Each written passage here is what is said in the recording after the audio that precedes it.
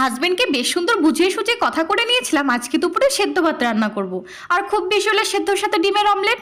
এদিকে দেওরটা কোথায় থেকে বেশ খানিক চিকেন হাতে করে উড়ে এসে জুড়ে বসলো।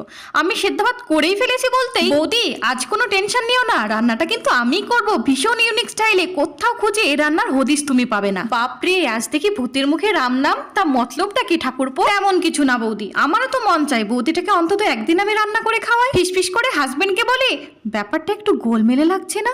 কি বললে বৌদি? না তেমন কিছু না, চলো তবে কিচেনে, পেঁয়াজটা তোমায় কেটে বেছে দিই। হাত ধরে টেনে নিয়ে গিয়ে খাটের ওপর বসিয়ে বলে, বৌদি তুমি আজ আরাম করো, সবটা আমি নিজের হাতেই করে নেব।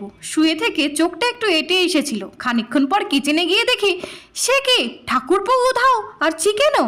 সঙ্গে সঙ্গে ফোন, এই বাদর ছেলে রান্নাঘরের এলাহি কাণ্ড করে কোথায় পালালে? সরি বৌদি, আসলে আমার গার্লফ্রেন্ড আমার নিজের হাতে বানানো চিকেন খেতে চেয়েছিল, বাড়িতে রানলে মা ধরে ফেলতো, তাই আর কি। পরের বার পাক্কা তোমায় চিকেন বানিয়ে খাওয়াবো।